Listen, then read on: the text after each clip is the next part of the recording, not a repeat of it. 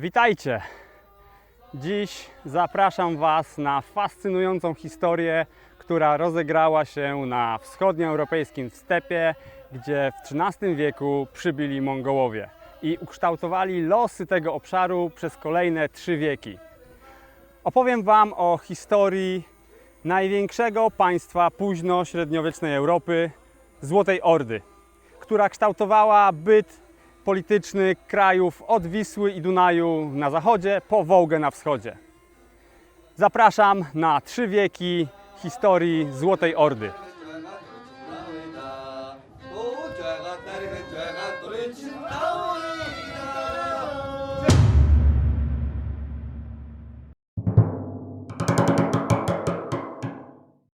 A wszystko zaczęło się dość niewinnie i można by nawet zaryzykować tezę, że przypadkowo.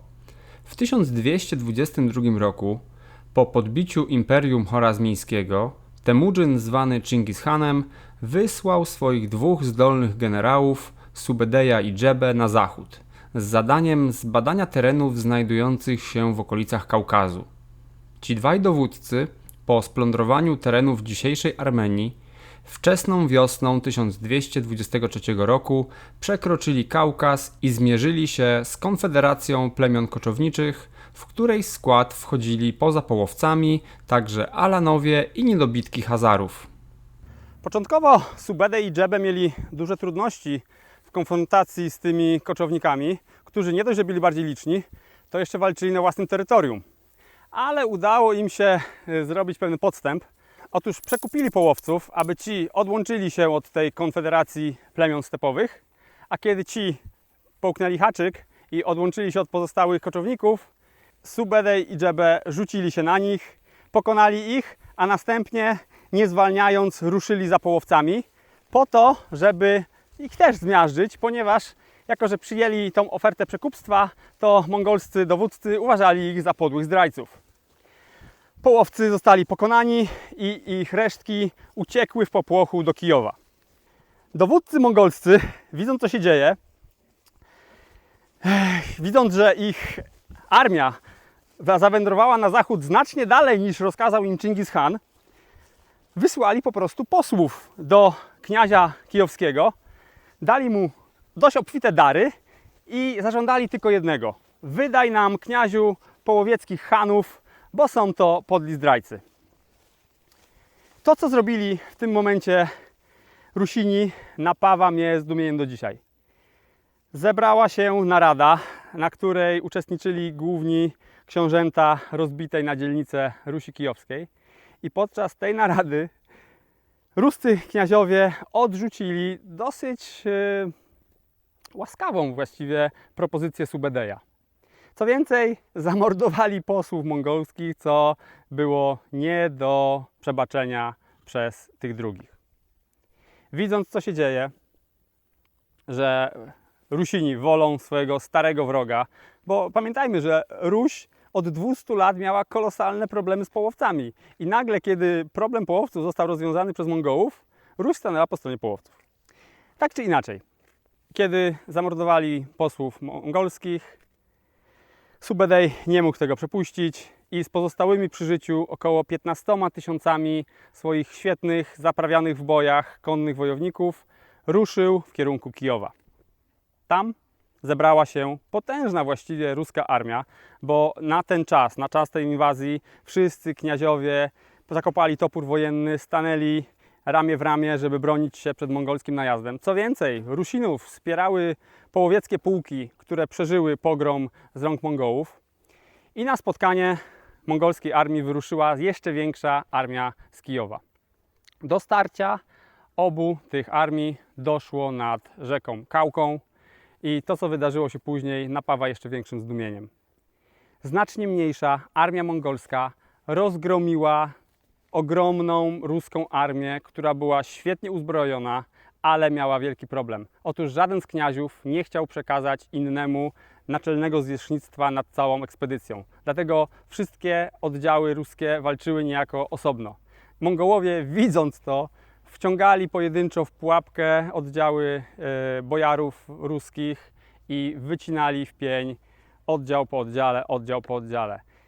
Jeden z oddziałów dowodzony przez kniazia Mścisława bronił się przez kilka dni na wzgórzu, które otoczyli Mongołowie, a kiedy już byli bez jedzenia, bez wody i wycieńczeni, Mongołowie pozwolili im uciec, po czym dopadli ich i też wycięli. Efekt bitwy nad Kałką był po pierwsze taki, że większość ruskich wojowników padła rażona strzałami mongolskimi bądź siekana przez mongolskie szable, ale co ważniejsze, Ruś naraziła się Mongołom.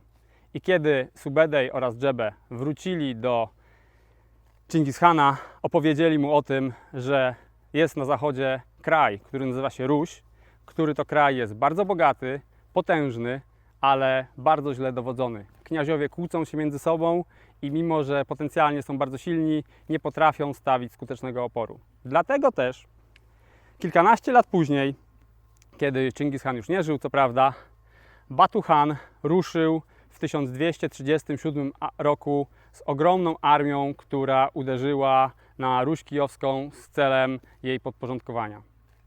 Przez kolejne 3 lata Mongołowie niszczyli wszystko, co stawiało jakikolwiek opór na całej Rusi Kijowskiej. Aż w końcu 6 grudnia 1240 roku zdobyli i do gołej ziemi zrównali Kijów. I to jest początek mongolskiego panowania nad Rusią i to jest też bardzo ważne wydarzenie, które w przyszłości stanie się zalążkiem Złotej Ordy, czyli wielkiego państwa, które tutaj właśnie między Wołgą a Dnieprem powstanie z namaszczenia Mongołów. Batu-Han, który przywiódł na podbój Rusi ogromną mongolską armię, nie zamierzał na tym poprzestawać.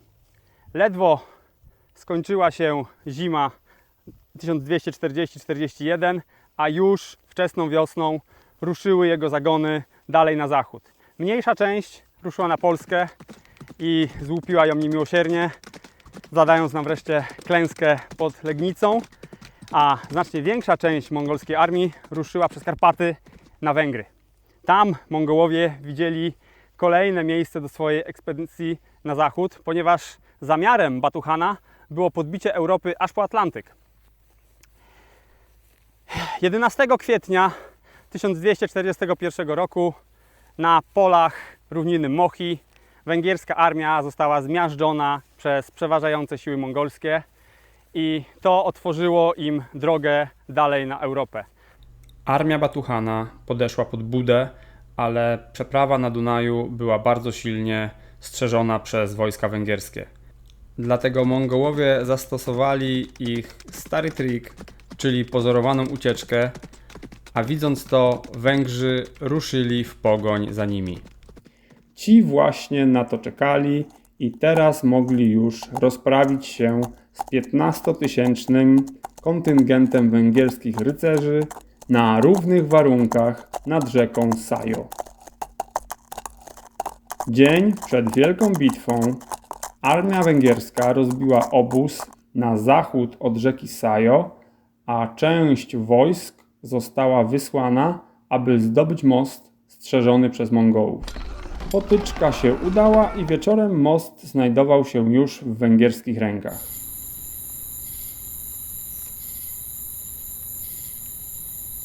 Jeszcze przed świtem na strzegących mostu Węgrów spadł grad strzał i zostali oni dość szybko wyparci z tego przyczółka, a pod osłoną nocy na południe od tej przeprawy w pław przeprawiła się znaczna ilość mongolskich wojowników pod wodzą Subedeja.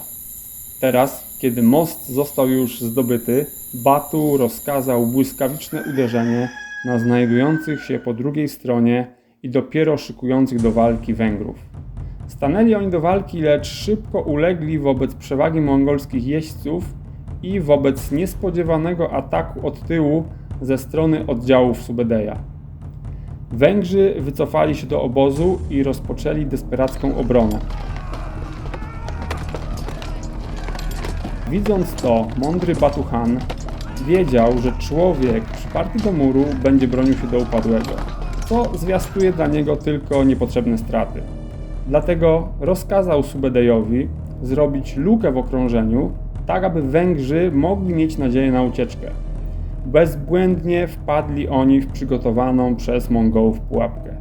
Rozpoczęli paniczną ucieczkę z obozu, a w jej trakcie byli łatwym celem dla pędzących za nimi konnych łuczników, którzy wykańczali przez całą resztę dnia rozproszone wojsko Beli IV.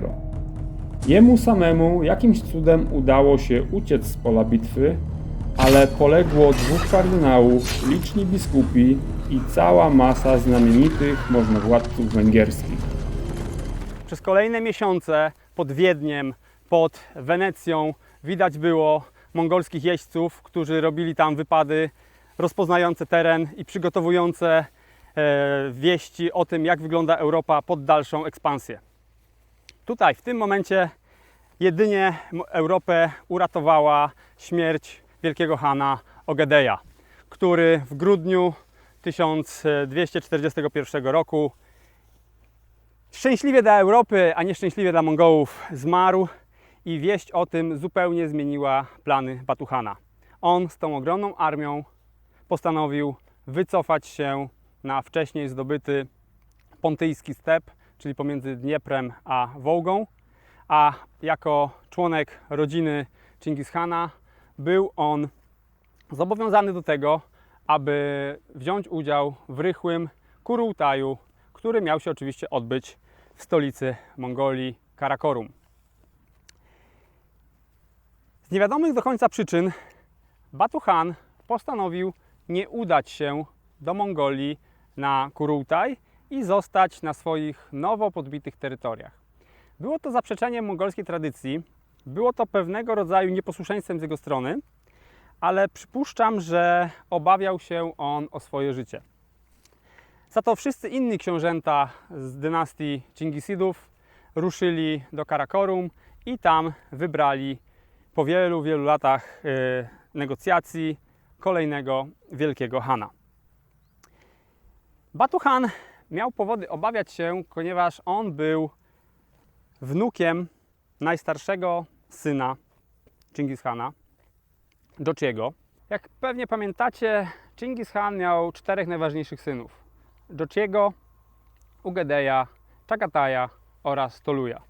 Z tym, że najstarszy jego syn, Jochi, nie był jego biologicznym dzieckiem, ponieważ został poczęty wtedy, kiedy jego żona Burte została uprowadzona przez innego mongolskiego wodza, kiedy Chingis Khan był jeszcze nastolatkiem właściwie. Mimo wszystko Chingis przyjął tego młodzieńca jako swojego syna i traktował go przez całe życie na równi z pozostałymi synami. Jednak oczywiście w rodzinie doskonale wiedziano o tym, że nie jest biologicznym dzieckiem Temudżyna. I kiedy Batuhan, który był wnukiem Jochiego, miał teraz stawić się na Kurultaj, obawiał się o swoje życie, ponieważ wiedział, że pozostała część rodziny będzie mu bardzo zazdrościć jego pozycji, którą zdobył. Ponieważ dokonał on podboju na miarę ich wielkiego dziadka, Temudżyna. A chwała wielkiego zdobywcy to była najcenniejsza rzecz, którą mógł mieć Mongoł. Dlatego Batuhan w naturalny sposób był faworytem, jeżeli chodzi o tron wielkiego Hana Imperium Mongolskiego. Natomiast wiedział też, że nie sprzyja mu reszta rodziny, czego wyrazem była scena, która rozegrała się w grudniu 1240 roku, kiedy to Mongołowie mieli wspaniałą ucztę po zdobyciu Rusi. Wtedy to pijany kuzyn Batuhana, Guyuk, powiedział do niego, że jest niczym więcej niż stara baba z kołczanem. Wsiadł na koń i z kilkoma książętami wyruszył do Karakorum, porzucając armię Batuhana. Za co z kolei Guyuk został później bardzo surowo ukarany przez swojego ojca Ogedeja za nieposłuszeństwo w stosunku do naczelnego wodza ekspedycji. Jednak ta scena obrazuje, jakie tam napięcia były w tej rodzinie. Dlatego Batu wolał zostać w swoim gnieździe, które dopiero co sobie uwił, gdzie czuł się pewnie, a nie ryzykować swoje życie w Karakorum, gdzie bardzo łatwo mógł paść na przykład ofiarą otrucia. I to właśnie tenże Guyuk, syn Ogedeja, został teraz przez Wielki Kurultaj wybrany naczelnym Hanem wszystkich Mongołów. Dla Batuhana nie mogło być gorszej decyzji powziętej przez Kurultaj. No ale cóż, udał, że akceptuje tę decyzję. i rządził sobie dalej na swoich świeżo podbitych terytoriach. Władza mongolska polegała przede wszystkim na tym, że Han rozdawał jarłyki. Jarłyki, czyli takie pisma, które pozwalały podbitym kniaziom ruskim szczególnie rządzić na określonym terytorium. Ale Mongołowie zawsze wymagali, żeby taki kniaź stawił się osobiście. I ci biedni kniaziowie ruscy przybywali tysiące nieraz kilometrów, żeby stawić się u wielkiego Hana w jego stolicy nowej, Sarai, nad Wołgą. I tam też, padając na kolana, otrzymywali łaskawie od Batuhana jarłyk. Tak samo na przykład król Gruzji, Dawid, też musiał stawić się u Mongołów na dworze, żeby przyjąć swój jarłyk, który pozwalał mu bezpiecznie rządzić Gruzją. Rządził sobie spokojnie tenże Batuhan, rozdając te przywileje. Ciekawym przykładem takiej zależności ruskiej w stosunku do Mongołów był książę Michał Czernichowski, który to starał się trochę postawić Mongołom. Kiedy przyjechali do niego wysłannicy Batuhana, żeby przeprowadzić spis ludności, ten zabił ich. Na co Batuhan opanował złość na początek i wezwał do siebie Michała Czernichowskiego. Ten wiedział, że jeżeli nie stawi się na dworze Hana, oznacza to oczywiście dla niego śmierć. Więc udał się dumnie na dwór Batuhana w Sarai, a tam przeszedł pomiędzy rozpalonymi ogniami. Pomiędzy nimi zobaczył wizerunek Chingishana, który przez Mongołów czczony był jako bóstwo, i Batu powiedział mu: padnij na twarz przed Chingishanem, padnij na twarz przede mną, a otrzymasz łaskawie ode mnie jarłyk. Na co Michał Czernichowski odpowiedział: brzydzę się padania przed wizerunkiem martwego człowieka. Batu niezrażony powiedział: padnij na twarz przed Chingishanem, naszym wielkim wodzem. Michał Czernichowski znowu odmówił, po czym został skrócony o głowę. Tak więc Mongołowie oczywiście nie patyczkowali się. Przez kolejne dziesięciolecia żadna najmniejsza oznaka oporu nie była w żaden sposób tolerowana. Mongołowie wpadali ze swoimi konnymi wojownikami i w najlepszym wypadku zabijali tylko buntowników, w najgorszym zabijali wszystkich ich podwładnych, a tych, którzy byli szczególnie celni, brali w niewolę. Jednakże na południe od Kaukazu władza Batuhana zaczęła krzyżować się z władzą Gujuka. I zaczęło tam dochodzić do coraz większych tarć, ponieważ Gujuk podważał nadania dawane przez Batuhana. Wreszcie było tego za dużo i widać było, że pomiędzy kuzynami tli się wojna. Gujuk wyruszył z potężną armią z centrum Mongolii i powoli przesuwał się na zachód w kierunku Saraj. Prawdopodobnie chciał napomnieć swojego krewniaka, że ten musi pamiętać, iż Gujuk jest teraz wielkim Hanem. Nie doszło to jednak do skutku, gdyż jakimś zdarzeniem losu, moim zdaniem nieprzypadkowym, w drodze do nowego Sarai Gujuk zmarł. Prawdopodobnie maczał w tym palce Batuhan, który oczywiście miał też swoich popleczników na dworze mongolskim. Po śmierci Gujuka znowu trzeba było zebrać wielki Kurultaj, a był to rok 1250. I Batuhan zaproponował, żeby to właśnie u niego w Sarai odbył się wielki Kurultaj, ponieważ większość mongolskiej arystokracji chciała, żeby to on teraz został nowym wielkim Hanem. Jednak na tak jawne złamanie mongolskiej tradycji pozostali książęta mongolscy nie byli w stanie się zgodzić i Batu wreszcie zrezygnował z tego pomysłu, żeby organizować Kurultaj u siebie. Natomiast rok później w Karakorum, znowu bez uczestnictwa Batuhana, wybrano na naczelnego wodza Mongke. Co było z kolei z punktu widzenia Batu bardzo fajnym wyborem, ponieważ Mongke był podczas jego ekspansji na zachód, był w jego armii i oni akurat bardzo się lubili. Tak samo Mongke nie był z rodziny Ogedeja, tylko z rodziny Toluja, która była bardziej przyjazna dla Batuhana. Kiedy kwestia następstwa na tronie Wielkiego Hana została już uregulowana, Mongołowie mogli znowu ruszyć do radosnych podbojów, co mieli w zwyczaju i co lubili najbardziej.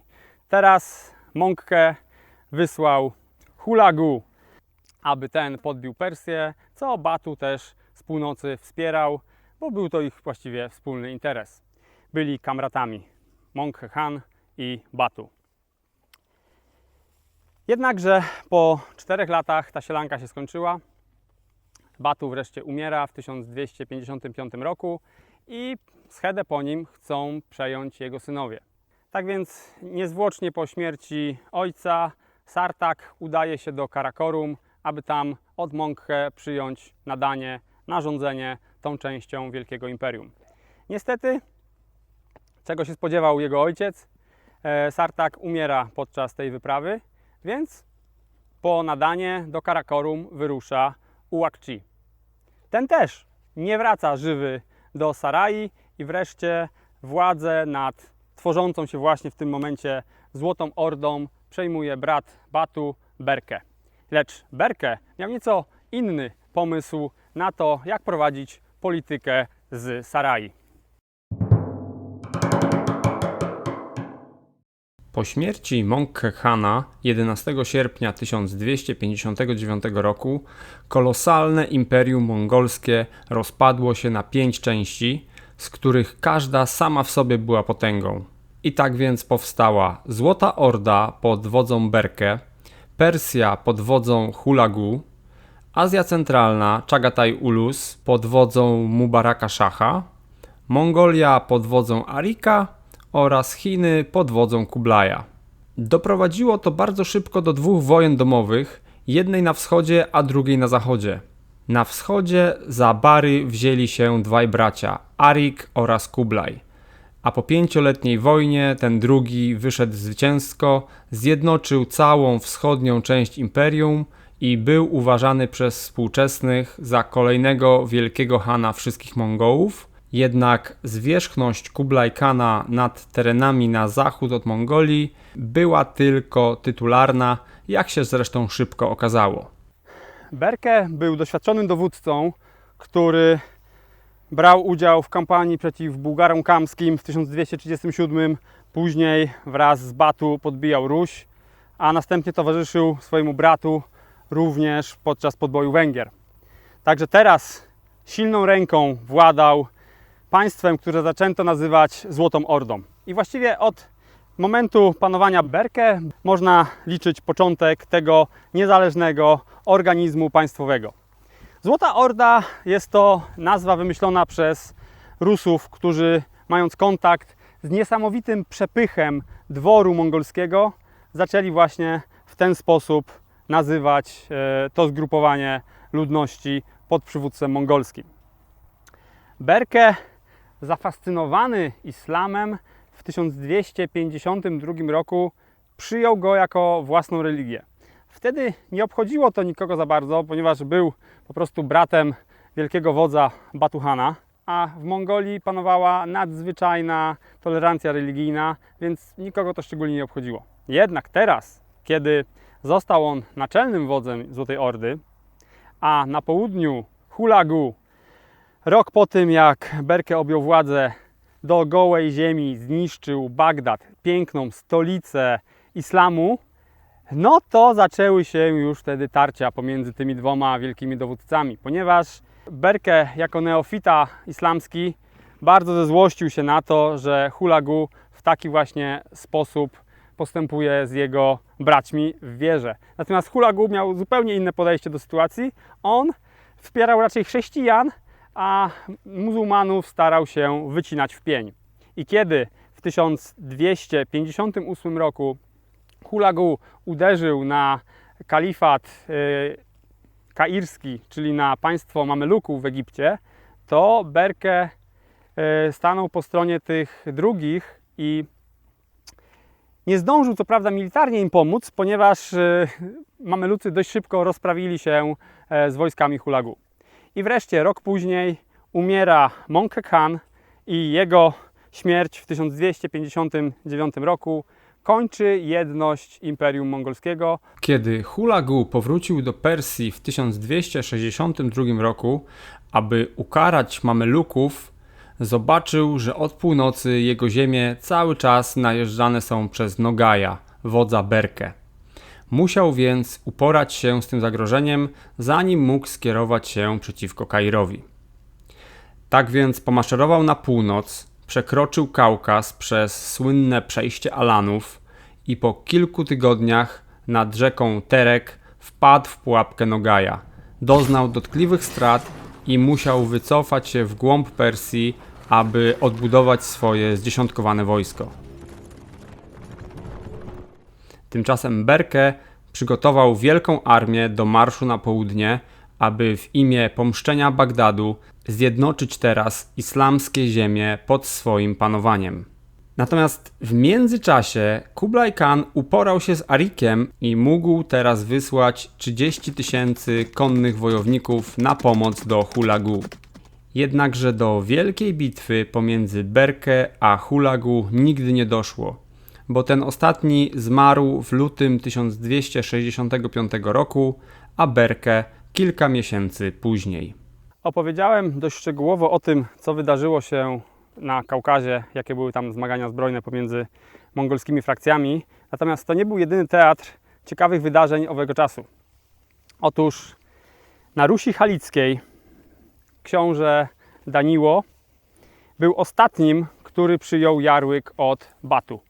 W 1246 roku dopiero ukorzył się i na uczcie na dworze Batuhana dostał do picia kumys, a kiedy wzdrygał się, Batu powiedział: pij, bo teraz jesteś jednym z nas. Daniło Halicki, mimo to, że przyjął jarłyk i stał się wasalem Mongołów, cały czas prowadził aktywną politykę, starał się umocnić swoją pozycję. Po cichu kombinował sojusze z Polską, z Węgrami, z Litwą, żeby razem jakoś przeciwstawić się mongolskiej opresji. Nawet słał posłów do papieża, a papież, widząc w nim szansę na ekspansję katolicyzmu na wschód, ofiarował mu koronę. I w Drohiczynie w 1253 roku Daniło Halicki został królem Rusi.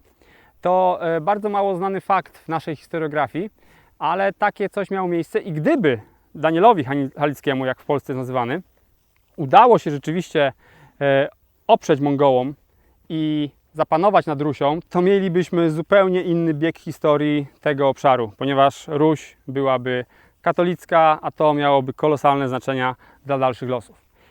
Oczywiście Daniło nie był w stanie oprzeć się tak potężnej sile, jaką w owym czasie byli Mongołowie, ale kiedy tylko zmarł Batu, a później kolejno jego dwaj synowie, no to Daniło tylko zacierał ręce, bo to bardzo było mu w smak. To umacniało jego pozycję i liczył, że Złota Orda pogrąży się w chaosie i dzięki temu on zyska bardzo dużo. Tak się jednak nie stało, jak wiemy. Berke doszedł do władzy i silną ręką rządził i teraz, kiedy sprawy na południu zostały już trochę załatwione, uderzył na północ, aby wreszcie załatwić temat krnąbrnego kniazia Daniły. W 1258 roku Burundaj i Nogaj najechali Ruś Halicką i mimo początkowych trudności przełamali opór Daniły, a następnie uderzyli na północ, aby ukarać Litwinów, którzy wspierali buntowników. A kiedy już wygasili opór na całym tym obszarze, mongolsko-rusko-litewska armia uderzyła na Polskę, jako że król Węgier Bela IV i Bolesław Wstydliwy byli razem w antymongolskim sojuszu z Danielem Halickim, który teraz z kolei, aby ocalić własną głowę, szedł ramię w ramię w sojuszu z mongolską hordą na Polskę. W grudniu 1259 roku wielka armia najeźdźców ze wschodu stanęła pod Chełmem, a następnie skierowała się na południowy zachód i obległa Sandomierz. Gród bronił się bardzo dzielnie, szturmowany głównie przez ruskie wojska, które Burundaj używał jako mięso armatnie. Po długich i krwawych walkach ruscy posłowie wyprosili u Burundaja pozwolenie na negocjacje.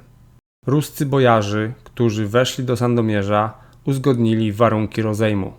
Dlatego 2 lutego 1260 roku obrońcy Sandomierza wyszli z grodu bez broni, aby poddać miasto Mongołom. Jednak ci nie dotrzymali umowy, którą zawarli ruscy bojarowie z kasztelanem grodu. Wszystkich młodych ludzi schwytali w niewolę, starszych zabili na miejscu, a sam Sandomierz puścili z dymem. Dalej ta ogromna armia ze wschodu, podzielona na 2 kolumny, plądrowała polskie ziemie aż po Radom i Bytom.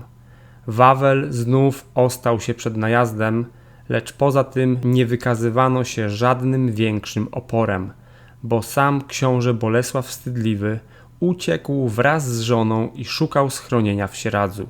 Już w marcu 1260 roku Burundaj ogłosił odwrót, co było dość niezwykłe, bo najazd trwał tylko 4 miesiące, ale w tym czasie złupiono mnóstwo miast i wsi, nie spotkano większego oporu i opuszczono Polskę z masą łupów i jeńców. Tymczasem na Węgry zamiast najazdów Berke posyłał posłów. Pisał do króla Beli: daj pod moje dowództwo 1/4 swoich wojsk, a ofiaruję Ci 1/5 łupów z wielkiej naszej ekspedycji, która podbije całą Europę. Bela odpowiadał kurtuazyjnie, że się zastanowi. 5 lat później otrzymał podobne poselstwo. Znowu nie odpowiedział brutalnie Mongołom, że nie, tylko że się zastanowi.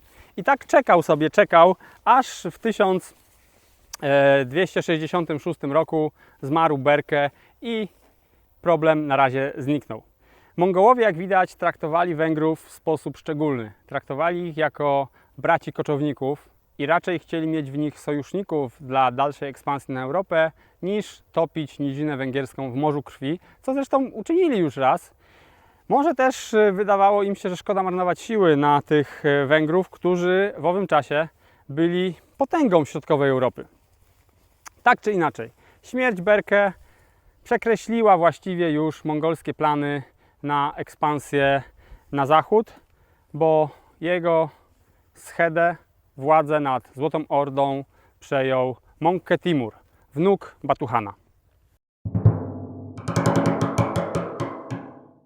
Był władcą, który rozumiał, że jego siła zależy od ilości pieniędzy, którą dysponuje, a że władał wielką autostradą przez Eurazję, czyli stepem, to sprzyjał rozwojowi handlu.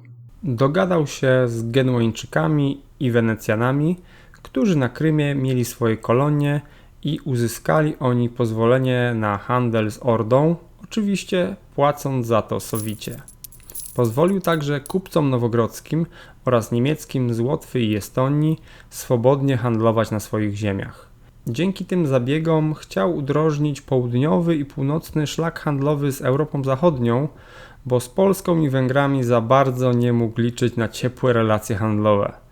Jego niechęć do południowego sąsiada, Persji, która była wtedy pod mongolskim panowaniem, wynikała także stąd, że tamci nalegali, aby nie handlował on niewolnikami z Mamelukami, którzy byli zaciekłymi wrogami Mongołów irańskich. Tymczasem handel ludźmi był głównym źródłem złota dla Hana i o ile Europa Zachodnia w owym czasie już niezbyt chętnie kupowała niewolników ze wschodu, o tyle muzułmanie cały czas robili to bardzo ochoczo. Dziwić może decyzja, jaką podjął Mongke Timur, ponieważ zwolnił cerkiew prawosławną z wszelkich danin na rzecz Mongołów. Chyba nie chodziło mu o to, żeby rozwijać potęgę tej kościelnej instytucji. Mi się wydaje, że bardziej widział w tym narzędzie do zniewolenia po prostu ludności radzieckiej, rosyjskiej oczywiście, ponieważ zauważył, że organizacja kościelna jest dosyć skuteczna w utrzymywaniu ludności w pokorze. Pierwszą wyprawę, którą podjął Mongke Timur, było to przypomnienie na Bałkanach o tym, że istnieją Mongołowie. Tam przy pomocy swojego wasala, Bułgarii, najechał Bizancjum w latach 1269-71. Za panowania Mongke Timura zdewastowana mongolskimi najazdami Ruś pokornie słuchała mongolskich rozkazów. Stąd też Ekspansja zakonu kawalerów mieczowych na Inflandy, Duńczyków na Finlandię i Estonię, a także Litwinów. Ci ostatni stali się celem krwawej wyprawy mongolskiej w 1275 roku, aby pokazać im, że nie mogą bezkarnie najeżdżać pokornych wasali Hana z księstw ruskich. Szczególnie księcia halickiego Lwa, założyciela Lwowa, który był synem Daniela Halickiego i te dobre relacje, odkąd Daniel położył głowę przed Mongołami, ciągnęły się teraz cały czas. Lew Halicki miał zupełnie inny pomysł na rządzenie niż jego ojciec. On starał się w sojuszu z Mongołami powiększyć swoje władztwo.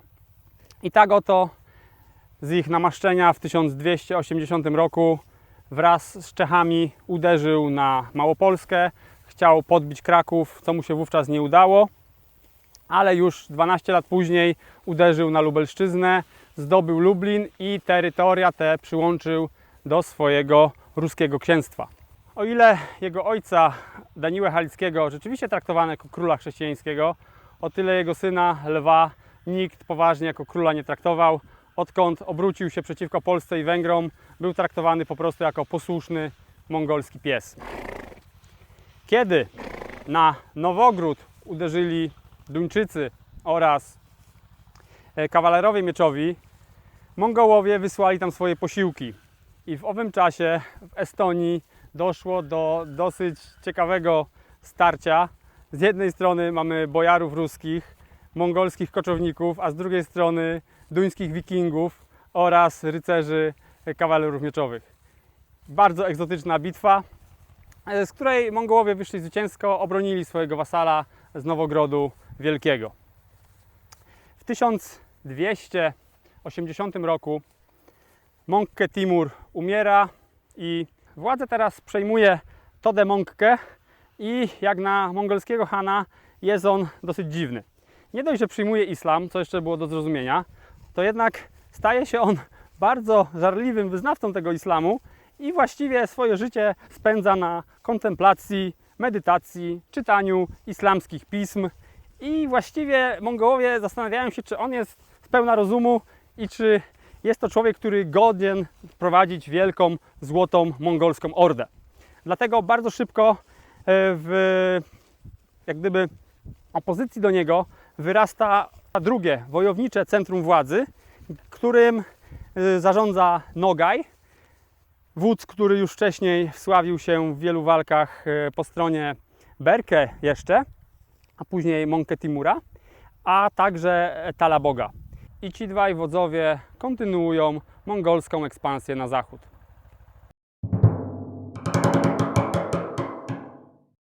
W tym momencie jedynie nieujawnione pozostały Węgry.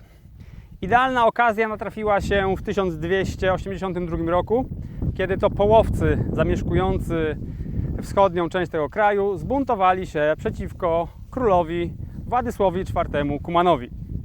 I chociaż ten pokonał ich w walce, to większość z nich uciekła do Hana Nogaja i tam poprosiła o pomoc.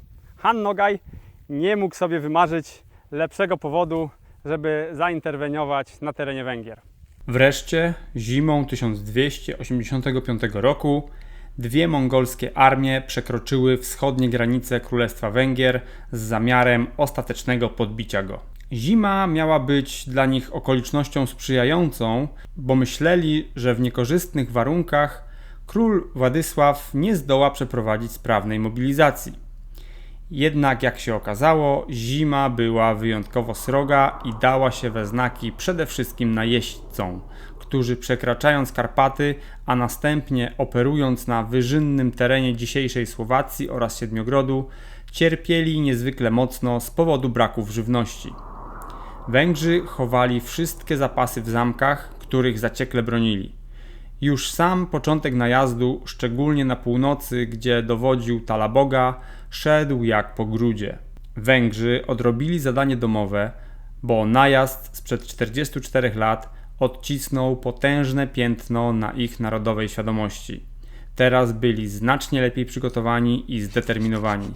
Zresztą byli całkowicie pewni, że kolejny najazd mongolski na nich spadnie, bo przez lata odrzucali posłów przysyłanych tutaj przez kolejnych chanów Złotej Ordy. Przybywali oni z propozycją: dołączcie do nas albo gincie. Po ciężkiej przeprawie przez góry, gdzie wielu zginęło od mrozu i w zaciętych walkach o żywność, armia Talabogi stanęła nad Dunajem. Złupiła Peszt, lecz nie była w stanie sforsować rzeki i zdobyć wspaniale ufortyfikowaną Budę.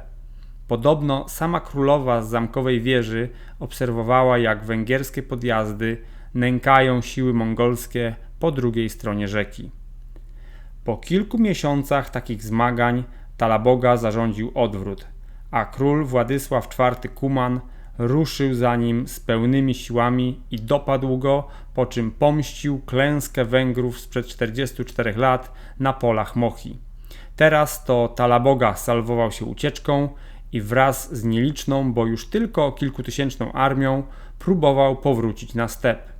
Jednak w drodze przez Karpaty został zaskoczony przez lokalnych górali, pobity, także podobno wrócił do domu jedynie z żoną i jednym koniem. Nogajowi za to w Siedmiogrodzie powodziło się nieco lepiej, bo łupił te tereny przez okrągły rok.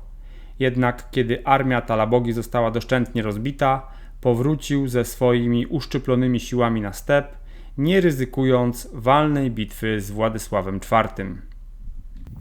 Podsumowując, Węgrzy odparli najazd. Co prawda ponieśli ogromne straty ekonomiczne, ponieważ połowa Węgier została złupiona przez mongolskie hordy, jednak pokonali Mongołów w polu i to miało kluczowe znaczenie.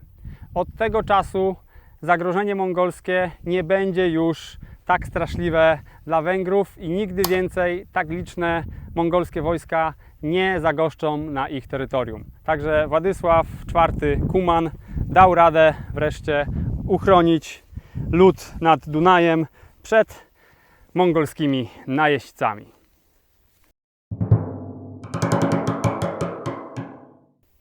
Jednak ci dwaj starzy mongolscy chanowie musieli sobie gdzieś powytować te straty, które doznali na Węgrzech.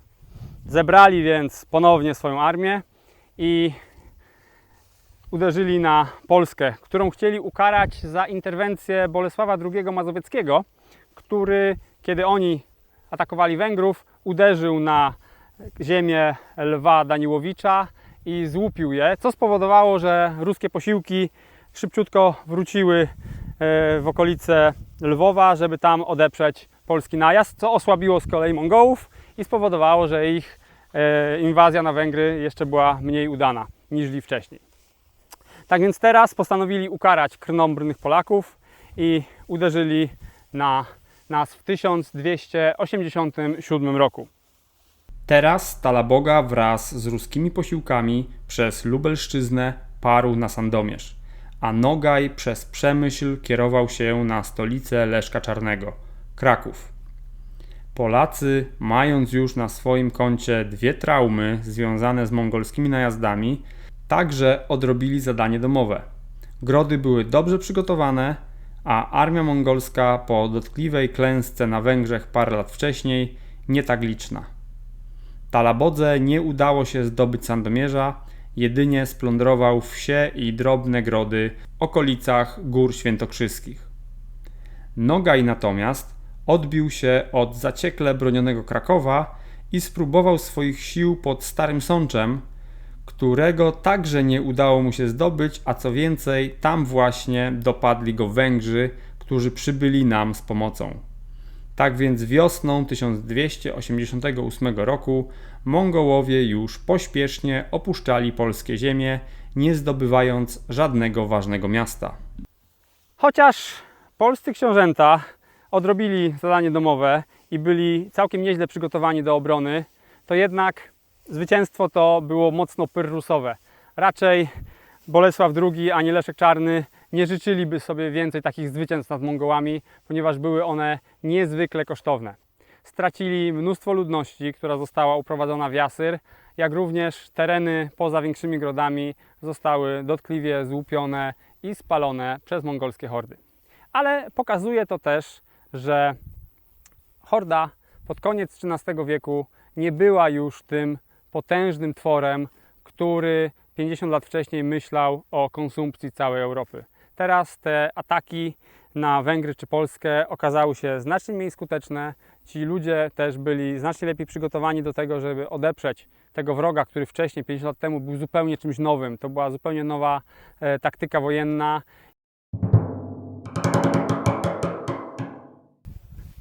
Na domiar złego te nieudane kampanie wojenne Mongołów powodują kryzys władzy Wielkiego Hana. Jak pamiętacie, tam ta władza zawsze opierała się na sukcesach wojennych, a Mongoł, który nie odnosił takowych, nie był poważany przez swoich współplemieńców. Dlatego, kiedy Talaboga umiera w 1291 roku, a władzę obejmuje Tokta, dochodzi do wojny domowej, ponieważ Nogaj nie akceptuje go jako Wielkiego Hana. Dochodzi do pierwszej bitwy, wielkiej bitwy pomiędzy siłami mongolskimi, w której przegrywa Tokta. Natomiast w 1300 roku Nogaj zostaje wreszcie pokonany i znowu horda zostaje zjednoczona, aczkolwiek jest mocno osłabiona tym wewnętrznym konfliktem. I wchodząc w XIV wiek nie była już ona tą potęgą, którą była u swojego zarania, jednak ciągle była to siła, z którą wszyscy musieli się bardzo liczyć. Ruś oczywiście, która była najważniejszym wasalem Złotej Ordy, też poczuła tą różnicę. Mimo że zwierzchność cały czas była jak najbardziej bez zmian formalnie, to w praktyce ten zacisk mongolski nad księstwami ruskimi nieco w tym czasie już osłabł. Tak więc początek XIV wieku to jest nadzwyczaj spokojny okres dla sąsiadów Złotej Ordy, gdyż Han nie miał zbyt dużej siły, szczególnie że oni byli wycieńczeni po tej wojnie domowej pomiędzy Toktą a Nogajem z końca XIII wieku. Tutaj w tym momencie zwrócę uwagę na pewne przemiany wewnętrzne, które zachodzą w owym czasie w Złotej Ordzie. Przede wszystkim państwo to zmienia się nieco z typowo koczowniczego, gdzie praktycznie nie było stałych osad i cała ludność przemieszczała się łącznie ze swoimi stadami koni, owiec, krów i kóz, w troszkę bardziej osiadły. Powstają coraz ważniejsze ośrodki handlowe, oczywiście na czele ze stolicą Saraj, ale takich ośrodków na terenie milionów kilometrów kwadratowych Złotej Ordy powstaje coraz więcej i coraz więcej ludzi zaczyna mieszkać w tych ośrodkach. Także ze stylu koczowniczego coraz bardziej przerzucają się na styl osiadły, aczkolwiek ciągle większość ludzi mieszka jednak w jurtach i podróżuje po stepie zgodnie z porami roku. Po drugie, następuje coraz większa islamizacja tegoż terytorium.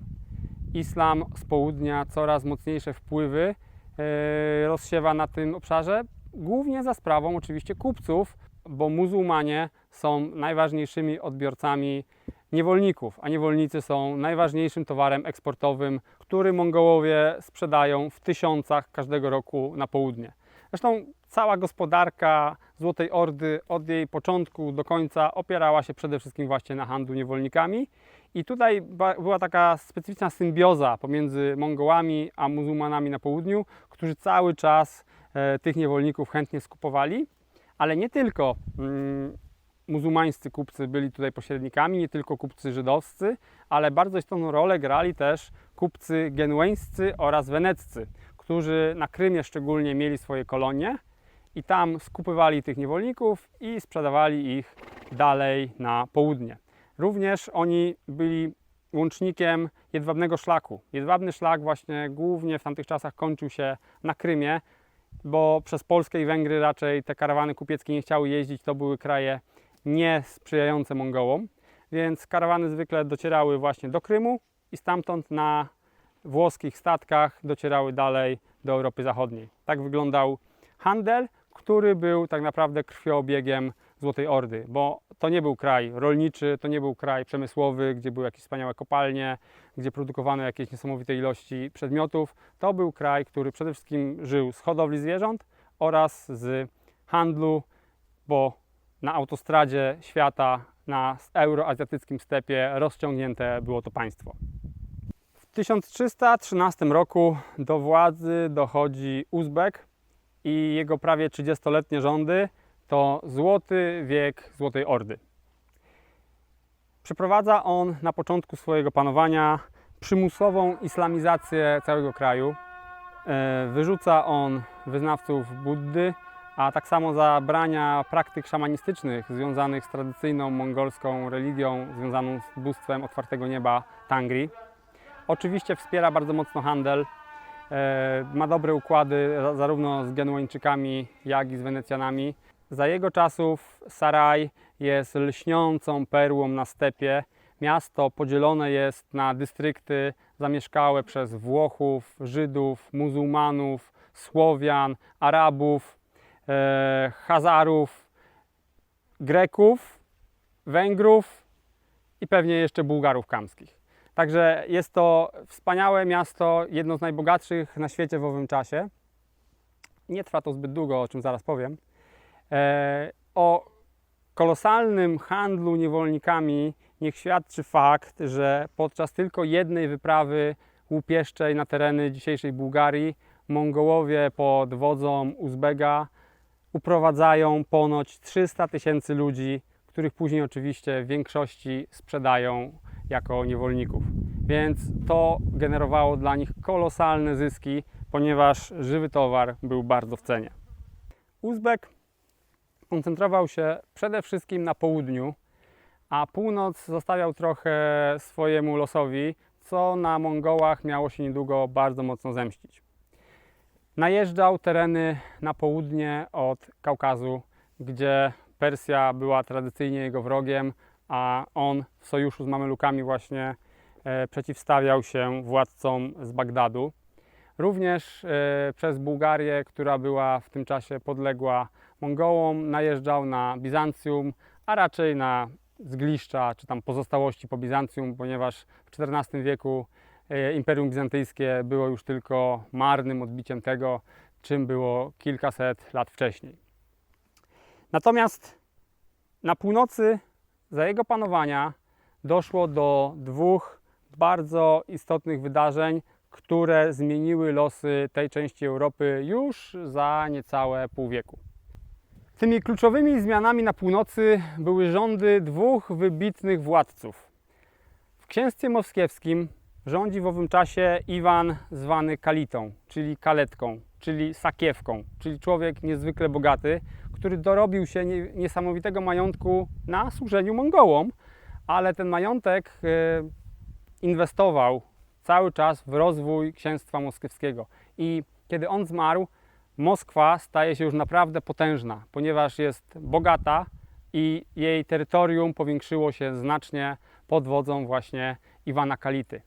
A nieco bardziej na zachód władzę nad potężnymi plemionami, w tym czasie już litewskimi, obejmuje Giedymin, twórca dynastii Giedyminowiczów. I on to wraz ze swoimi dzielnymi litewskimi wojownikami konsumuje coraz większe obszary Rusi Kijowskiej. Uzbek widzi w Giedyminie swojego sojusznika, ponieważ uważa, że fajnie, że taka litewska horda od zachodu kontroluje Ruś, przez co jej łeb nie chce się podnieść przeciwko Mongołom. To prawda, Ruś w tym czasie nie miała siły podnieść swojej głowy przeciwko Mongołom, ale Litwini nie zamierzali być wiernymi sługami Mongołów i bardzo szybko upaśli się, jak tak można powiedzieć, na szczątkach Rusi Kijowskiej i Giedymin jest tym, który położył podwaliny pod przyszłą potęgę Wielkiego Księstwa Litewskiego. Czego wyrazem między innymi jest to, że pokonuje on Stanisława, kniazia kijowskiego, osadza swojego syna Fiodora na tronie kijowskim, a w 1337 roku Litwini wraz z Mongołami łupią terytoria naszego króla Kazimierza Wielkiego, co z kolei daje mu wiele do myślenia i jak później zobaczymy, Kazimierz bardzo dużo uwagi przykładał sprawom wschodnim, bo widział, że tam rozgrywają się w owym czasie losy Europy. Han Uzbek umiera w 1341 roku i zostawia po sobie licznych synów, którzy, jak to na Mongołów przystało, rzucają się sobie do gardeł, aby zdobyć dla siebie schedę po ich wspaniałym ojcu. Po kilku latach takich walk do władzy dochodzi Janibek i rządzi przez kolejne 15 lat.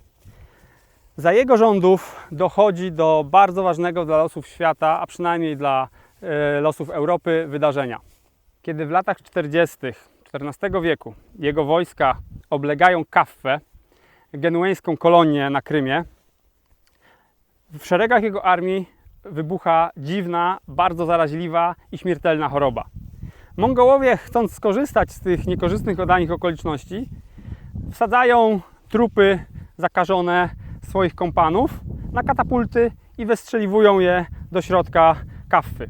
Tam zarażają oczywiście jej obrońców, a ci wsiadają na statki i płyną do Europy. Tak, jak wiecie, zaczyna się czarny okres czarnej śmierci w Europie, która później przez właśnie te włoskie statki zostaje rozprzestrzeniona na basenie Morza Śródziemnego i stamtąd rozpowszechnia się na całą Europę. Co bardzo ciekawe, na Ruś czarna śmierć przybyła właśnie z zachodu.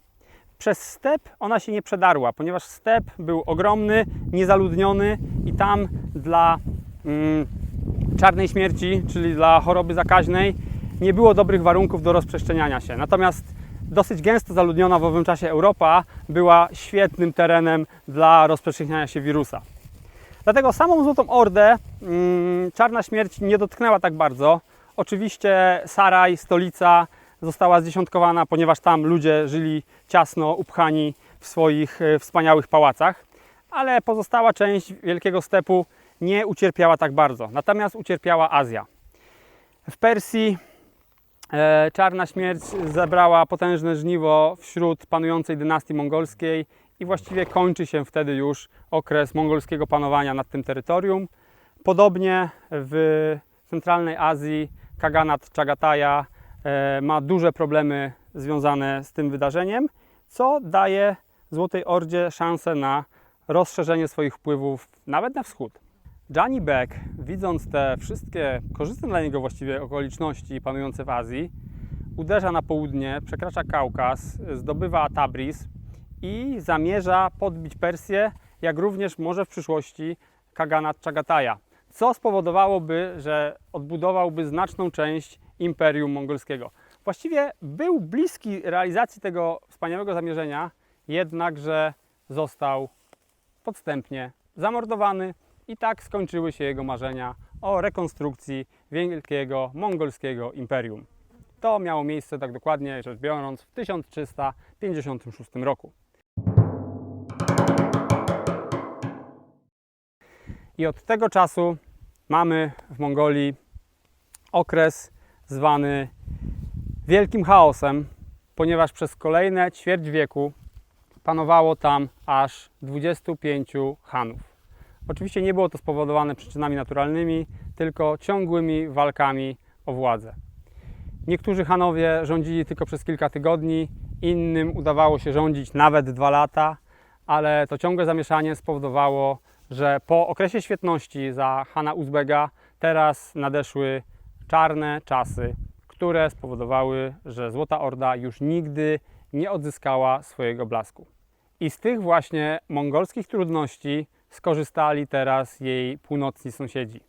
Oczywiście księstwo moskiewskie umocniło swoją pozycję znacząco w czasie chaosu wewnętrznego w Złotej Ordzie, a syn Giedymina, Olgierd, w 1262 roku pokonał wojska mongolskie nad Sinymi Wodami i bitwa ta, choć bardzo mało znana w Polsce, jest momentem zwrotnym w historii Europy Wschodniej, ponieważ od tego momentu należy liczyć początek litewskiej supremacji nad terenami Rusi.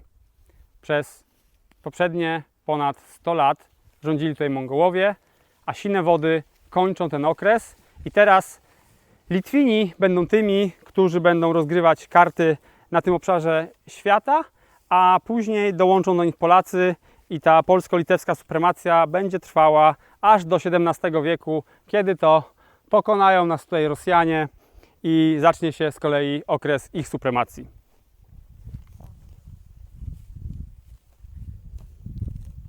Do tej pory o wojownikach Złotej Ordy mówiłem per Mongołowie, ale pod koniec XIV wieku to określenie już staje się bardzo nieadekwatne. Dlatego od teraz będę mówił o nich Tatarzy.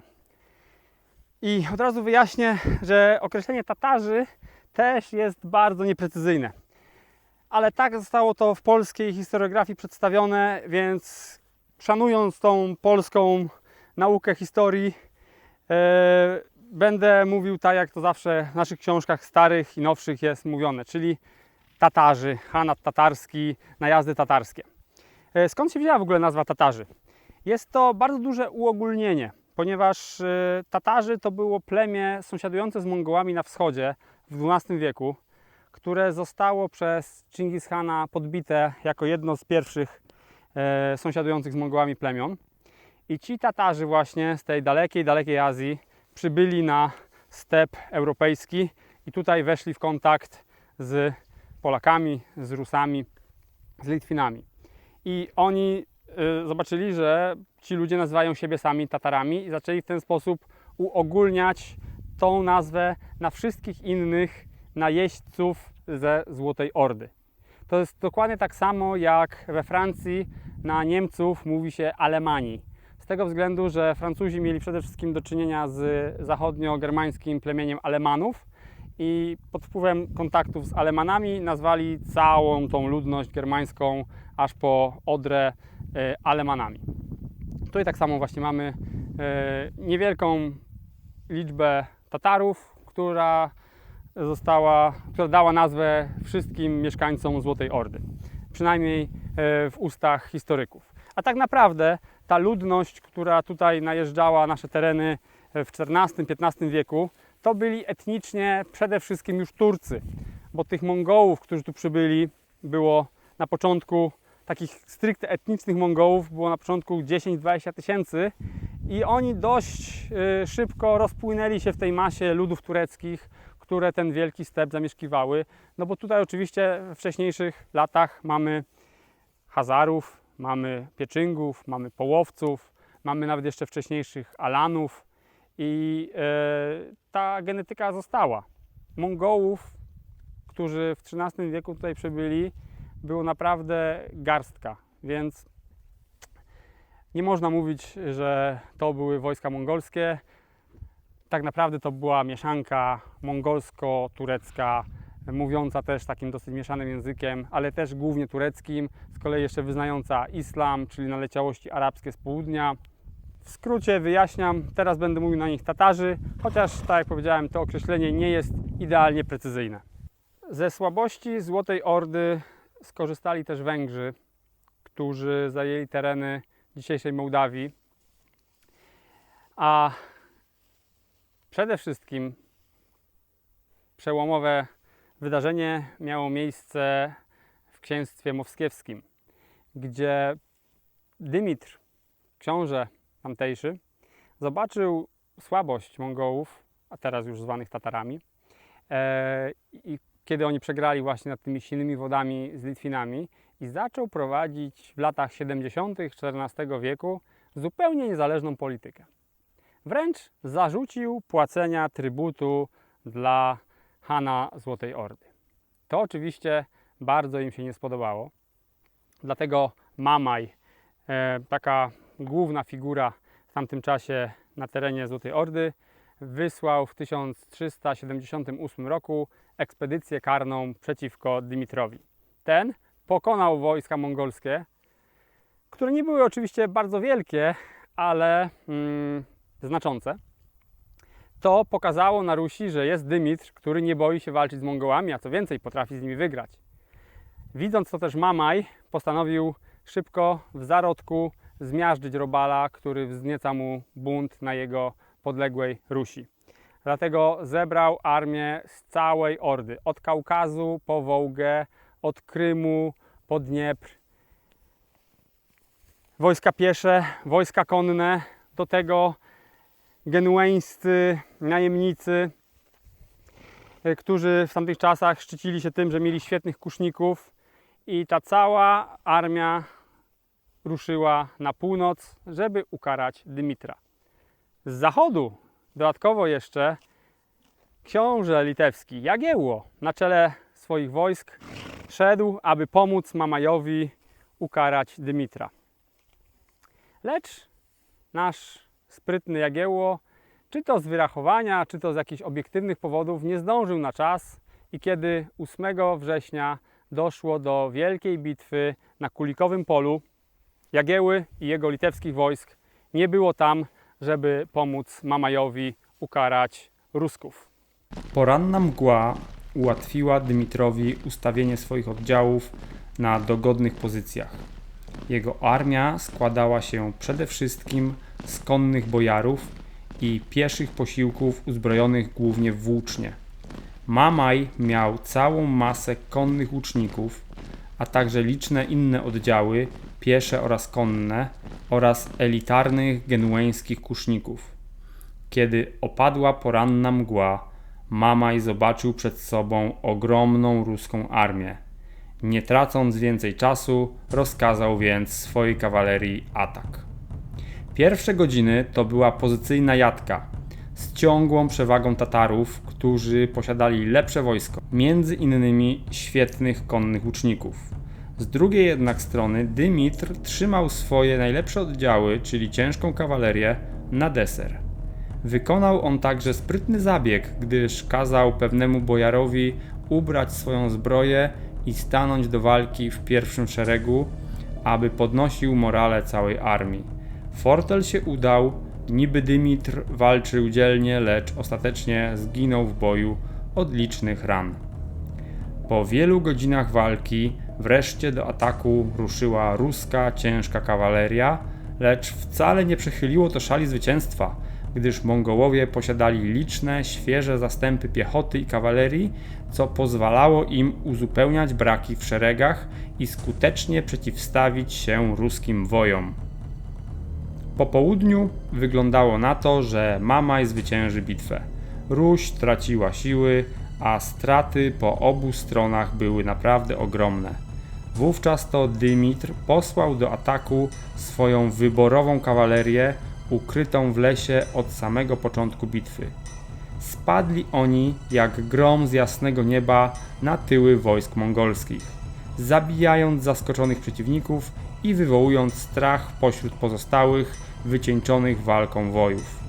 Ich szarża napełniła też świeżym zapałem nie mniej wyczerpanych po całodziennej walce ruskich wojowników. W krótkim czasie szala zwycięstwa przechyliła się całkowicie na stronę Dymitra, także wieczór jego wojowie spędzili na gonieniu niedobitków tatarskiej armii. Mimo że Dymitr Doński odniósł 8 września 1380 roku wielkie zwycięstwo, zapłacił za nie bardzo wysoką cenę, ponieważ aż połowa jego armii nie wróciła z Kulikowego Pola. Konsekwencje tej porażki były dla Mamaja katastrofalne. Rok później został zabity podczas konfliktu z innym mongolskim wodzem, Tochtamyszem. Tochtamysz skorzystał z porażki Mamaja i z Zawołgi uderzył na zachód, jednocząc pod swoim panowaniem całą Złotą Ordę. Teraz, kiedy zjednoczył to potężne państwo, zaczął prowadzić taką politykę, na jaką ono zasługiwało. W 1382 roku uderzył na północ i ukarał wreszcie Dymitra, zwanego teraz Dymitrem Dońskim.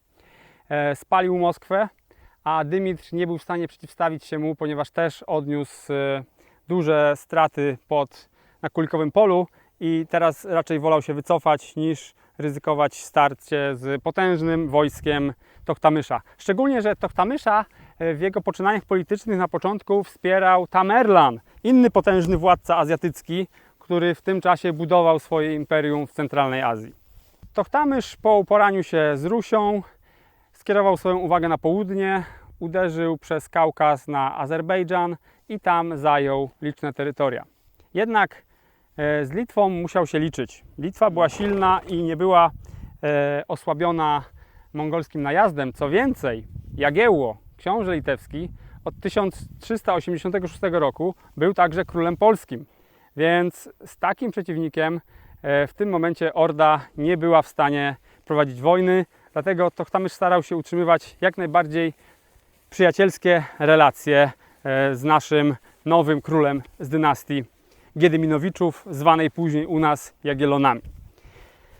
Potęga Tochtamysza zaczęła się nie podobać z kolei Tamerlanowi. Z okolic Taszkentu ruszyła na Tochtamysza ogromna armia pod wodzą Tamerlana.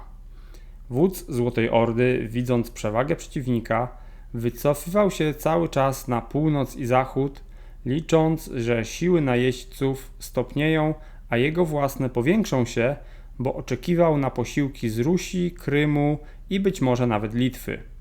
Jednak w czerwcu 1391 roku nad Kondurczą, dopływem Wołgi, doszło do decydującej bitwy, w której Tochtamysz doznał klęski, a Tamerlan zajął terytoria aż po Wołgę.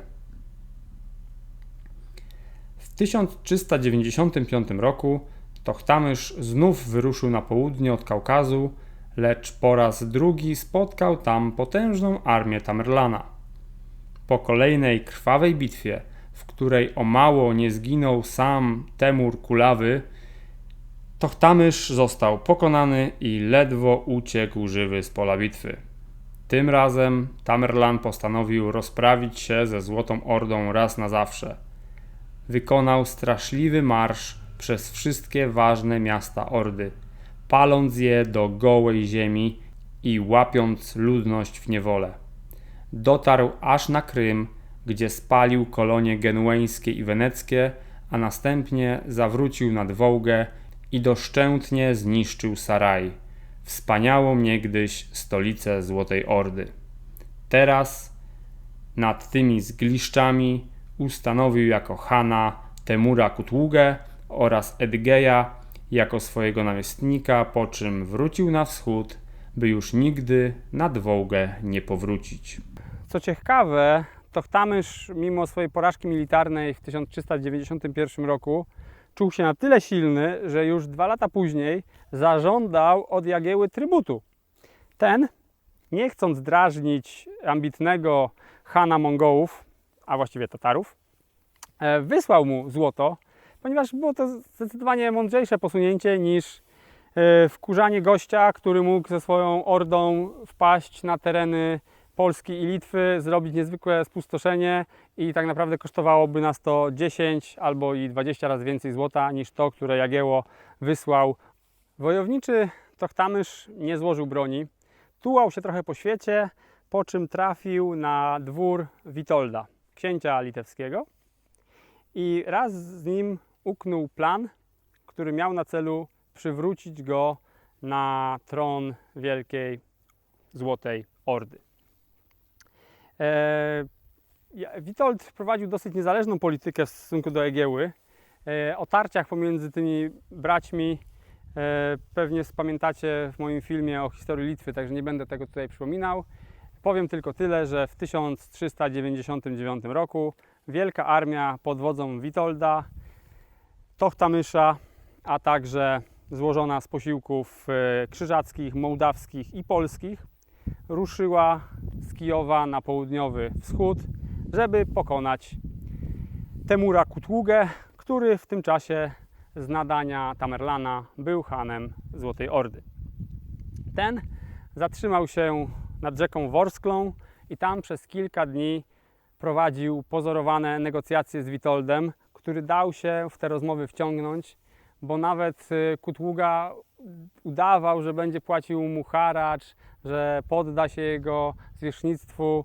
To naszemu niezbyt rozgarniętemu Witoldowi było bardzo we smak, a tak naprawdę Temur Kutługa czekał na nadciągnięcie posiłków Edygeja. I kiedy te przybyły, doszło do decydującej bitwy. Sprzymierzone siły przekroczyły Dniepr i obozowały po wschodniej stronie rzeki. Trzon wojsk Witolda stanowiła świetnie uzbrojona jazda bojarska z terenów ruskich, podległych wówczas Litwie, a także doborowa jazda litewska. W sumie miał on około 10 000 tych świetnych wojowników.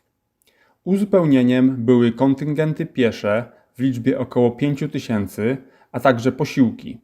500 rycerzy krzyżackich, 1500 rycerzy polskich oraz inne posiłki z Rusi Halickiej, będącej wówczas pod polską koroną, 1500 jazdy od gospodara mołdawskiego Stefana, był on wówczas wasalem Władysława Jagieły, a także kilka tysięcy Tatarów pod wodzą Tochtamysza. W sumie pod wodzą Witolda znajdowało się ponad 20 tysięcy ludzi, lecz Tatarzy mieli lub nawet trzykrotną przewagę liczebną.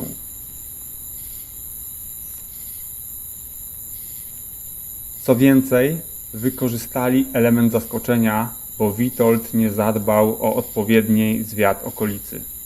Dlatego kiedy w nocy poprzedzającej bitwę Temur Kutługa stanął w niewielkiej odległości od wojsk Witolda, niepostrzeżenie poczekał na posiłki Edygeja i dopiero kiedy armia Złotej Ordy była w pełnym składzie, o świcie przystąpili do frontalnego ataku.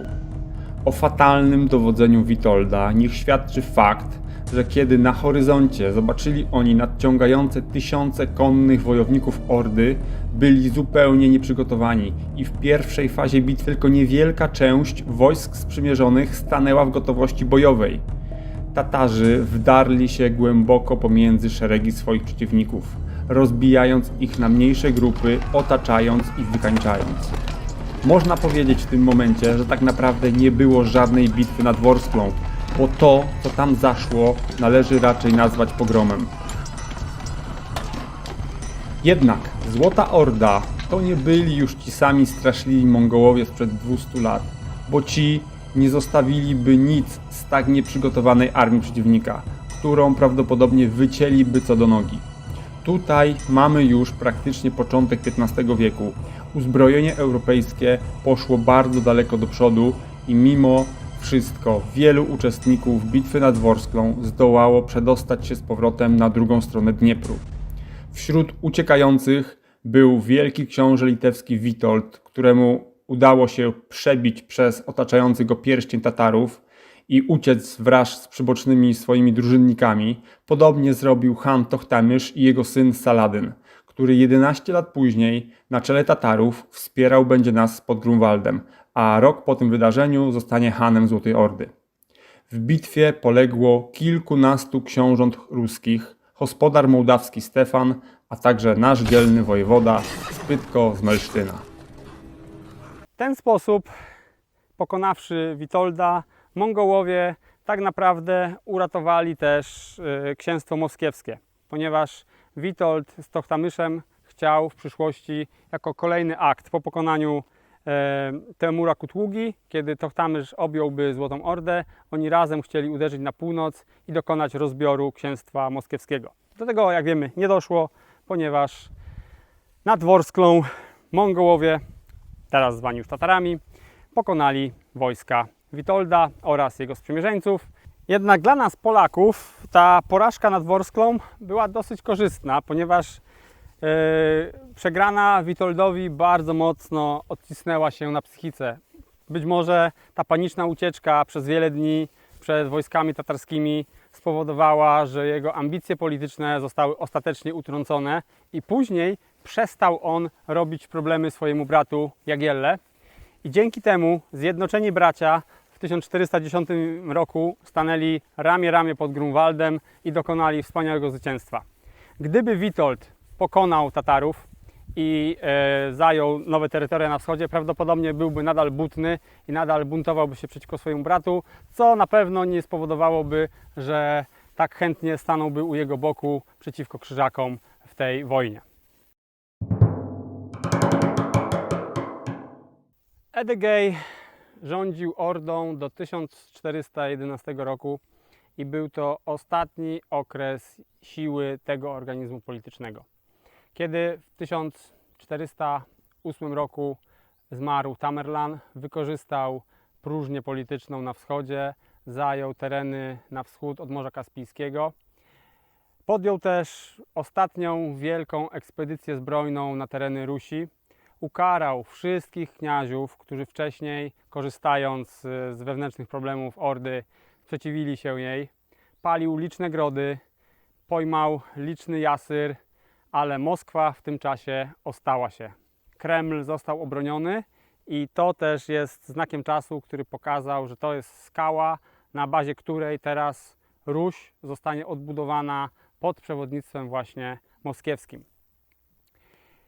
W 1411 roku, kiedy Edygej traci władzę, Złota Orda rozpada się na liczne pomniejsze kaganaty, które istnieć będą jeszcze przez kolejne setki lat, lecz nigdy już nie będą zjednoczone i nie będą stanowić tak potężnej siły politycznej jak w XIII czy XIV wieku. Mimo że Złota Orda rozpadła się, to Ruś nadal płaciła haracz dla Ordy, która nazywała się teraz Wielką Ordą. I dopiero Iwan III, kniaź moskiewski, w 1480 roku zakończył ten haniebny dla nich proceder.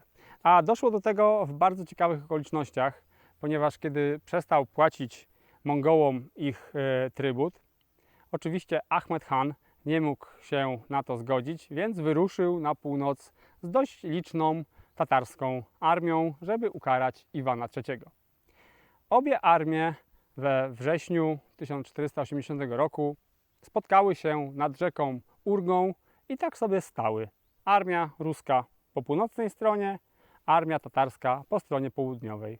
Miesiące mijały, padały ulewne deszcze, noce stawały się coraz bardziej mroźne, a obie armie stały sobie po obu stronach tej niewielkiej rzeki i żaden dowódca nie miał odwagi, żeby przekroczyć ją i uderzyć na swojego przeciwnika.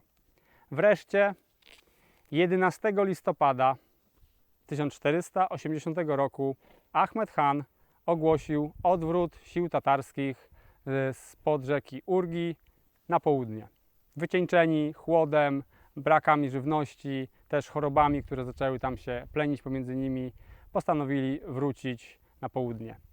Ten moment jest symbolicznym końcem tatarskiego panowania nad Rusią.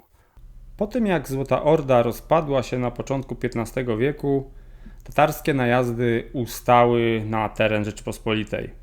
Lecz Hanat Krymski, który działał później bardzo prężnie, nadrobił te straty w XVI i XVII wieku, też oczywiście widząc pewną słabość Rzeczypospolitej na Kresach Wschodnich. Dokonywano dosłownie kilku najazdów rocznie, praktycznie przez cały XVI i XVII wiek. W 1620 roku strach przed Tatarami był tak wielki, że zaczęto fortyfikować Warszawę, a zagony tatarskie regularnie widziane były w okolicach Przemyśla, Rzeszowa czy Lwowa. Były różnego rodzaju najazdy, były większe i mniejsze. Te małe też były bardzo uciążliwe, nazywały się one beszbesz. Były podejmowane przez lokalnych włodyków, składały się nawet tylko z kilkunastu Tatarów, ale potrafili oni uprowadzić nawet kilkaset ludzi. Te większe, czampuły, tego mamy słowo czambuł, urządzali lokalni dostojnicy, bejowie. Uprowadzały takie najazdy nawet kilka tysięcy jeńców. Ale najgorsze, co mogło się zdarzyć, to wielkie najazdy organizowane przez samego Hana. Nazywały się one sefer. W Jasyr brano wówczas od kilku do kilkunastu tysięcy ludzi. Na przykład w bitwie pod Łopusznem w 1512 roku siły polskie odbiły 16 tysięcy jeńców.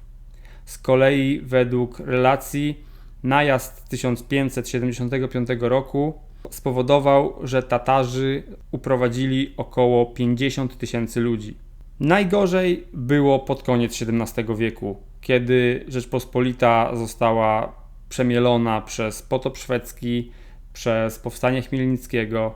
Wówczas to szacuje się, że w drugiej połowie XVII wieku nawet 500 000 ludzi mogło zostać uprowadzonych przez Tatarów. Tymczasem wróćmy jeszcze na wschód, gdzie 1480 rok był końcem tatarskiej opresji oraz początkiem zupełnej niezależności politycznej władców moskiewskich i to dało im coraz większą śmiałość w budowaniu wielkiego organizmu państwowego, który później będzie zwał się Rosją. Ale zanim Rosja nam zagrozi, naszemu polsko-litewskiemu wielkiemu państwu, miną jeszcze ponad 100 lat. Jednak upadek Złotej Ordy jest kluczowy właśnie dla powstania tej nowożytnej Rosji, ponieważ ten kraj był tym, który najbardziej skorzystał na tym, że rozpadło się to wielkie stepowe państwo. Rosjanie stopniowo zajmowali coraz większe terytoria na południu, krok po kroku podbijali te pomniejsze chanaty, tak jak na przykład Hanat syberyjski, i stopniowo budowali na tych podwalinach swoje potężne państwo.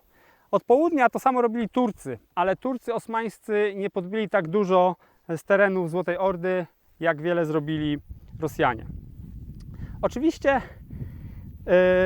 to, że Rosja zbudowała swoją potęgę na zgliszczach po mongolskim imperium, odcisnęło się bardzo mocno w, powiedzmy, genetyce tego kraju, ponieważ dużo tradycji wschodniej zostało zaciągniętej do nowożytnej Rosji i przez to ona dzisiaj nie jest krajem na wskroś europejskim, tak jakby wiele osób chciało myśleć o niej.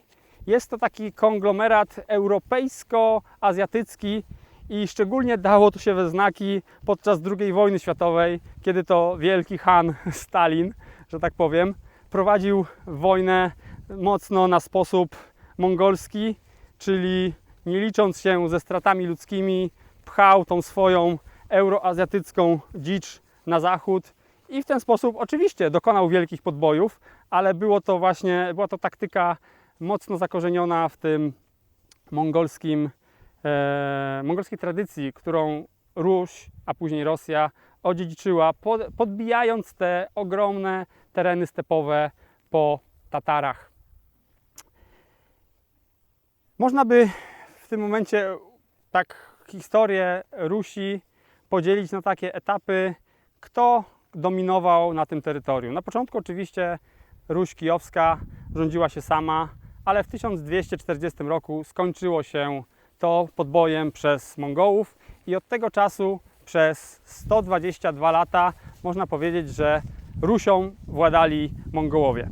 Później, kiedy przegrali oni nad silnymi wodami z Litwą w 1362 roku, zaczyna się okres tak naprawdę supremacji litewskiej, która po połączeniu się z Polską poprzez dynastię Jagiellonów stała się dominacją polsko-litewską. Ta polsko-litewska dominacja została z kolei przetrącona w połowie XVII wieku przez głównie siły rosyjskie, ale tu wiadomo, potop i te całe zamieszania spowodowały, że po prostu ten polsko-litewski wielki organizm państwowy przeżył ogromny kryzys, z którego już nigdy się nie podniósł. I tak właśnie od połowy XVII wieku terenami Rusi rządzi Rosja i dzisiaj mamy kolejny etap tych zmagań o tereny Rusi. Spierają się dwa kraje, Rosja nowożytna i nowożytna Ukraina. Mówię nowożytna Ukraina, tak jakby jakaś była starożytna Ukraina kiedykolwiek. No oczywiście starożytnej Ukrainy nigdy nie było, więc Ukraina i Rosja walczą obecnie o to, kto będzie tak naprawdę hegemonem na terenie dawnej Rusi Kijowskiej. A co z tego wyjdzie? Ciągle jeszcze w 2023 roku, kiedy kręcimy ten odcinek, nie wiemy. Maurus się napracował, ale to nie jest koniec naszego odcinka. Mongołowie pozostawili po sobie bardzo silne dziedzictwo. Nie tylko w postaci tradycji politycznych, nie tylko w postaci naleciałości językowych, ale także w postaci dużego komponentu genetycznego. Nawet w Polsce, która nigdy pod Złotą Ordą nie była, przyjmuje się dzisiaj, że od 5 do 10% ludności posiada jakąś domieszkę mongolskich genów. A na terenach Ukrainy czy Rosji te procenty są jeszcze większe. Bo tak jak wspomniałem wcześniej, Mongołowie, mimo że nie byli bardzo liczni, oni z lubością na podbitych terytoriach plądrowali i gwałcili wszystkie możliwe kobiety. I stąd te geny mongolskie bardzo się szeroko rozpowszechniły na terenie Europy Wschodniej, mimo że liczebność tych właśnie rdzennych Mongołów wcale nie była taka duża. W ten oto sposób, w tym bardzo długim wykładzie opowiedziałem Wam o tym, jak wyglądały losy Złotej Ordy. Jest to niezwykle ważny element naszej europejskiej historii. Warto wiedzieć, jak duży wpływ ten koczowniczy lud wywarł na kilkaset lat naszego europejskiego dziedzictwa i naszej europejskiej historii i jak tak naprawdę spowodował, że na bazie mongolskiego imperium wyrosło imperium rosyjskie, które dzisiaj cały czas jest kluczowym komponentem dla zrozumienia polityki europejskiej oraz światowej. Na koniec jeszcze 2 ogłoszenia. Te 2 piękne źrebaki, które brały udział w filmie, są na sprzedaż. Link do ogłoszenia znajduje się w opisie do tego filmu. Zachęcam Was również do pogłębienia wiedzy na temat Europy Wschodniej i link do ciekawych książek na ten temat również zamieszczam w opisie do tego filmu. Dziękuję Wam bardzo za uwagę. Do zobaczenia. Maurus, jedziemy na odpoczynek.